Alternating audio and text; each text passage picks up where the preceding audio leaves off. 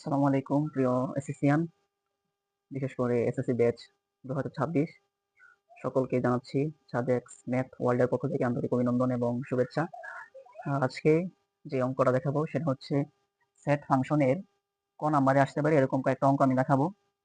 একটা ফাংশন দেওয়া আছে এক্স এর ফাংশন এক্স দেওয়া আছে 3x³ + 5x² - 9m + 6 এবং এখানে বলা আছে যে ফাংশন -1 এর মান 0 হলে m এর মান বের করো। এরকম অঙ্ক এবার বিশেষ করে ময়মনসিংহ বোর্ডে আসতে পারে বেশি, তাছাড়া অন্যান্য বোর্ডেও থাকতে পারে। সেট ফাংশনের ক নাম্বারে এরকম অঙ্ক এখন আমরা সমাধান করব।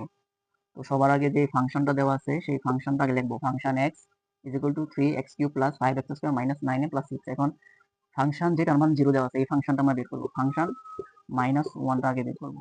ফাংশন -1, তাহলে যেখানে এক্স ছিল এক্স এর পরিবর্তে শুধু -1 বসাবো।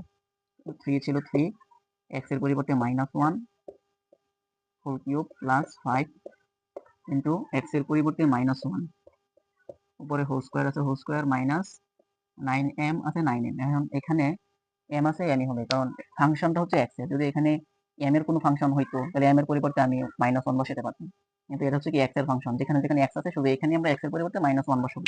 এখানে +6 আছে, +6, তারপরে 3, এই মাইনাসকে -1কে হোল কিউব করলে মাইনাস থেকে যাবে। একটা জিনিস আমরা খেয়াল রাখবো যে মাইনাসের উপরে যদি বেজোড়া পাওয়ার থাকে তাহলে মাইনাস থেকে যাবে, কারণ তিনটা মাইনাস গুণ করলে মাইনাস হবে, মাইনাসে মাইনাসে প্লাস, আবার প্লাসে মাইনাসে মাইনাস, তাহলে গুণ করলে হবে -1।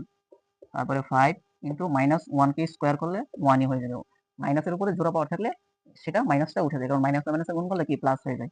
তারপরে 9m আছে 9m প্লাস 6 আছে 6, প্লাসে মাইনাসে মাইনাস, 3 একে 3, 5 একে 5, -9m প্লাস 6।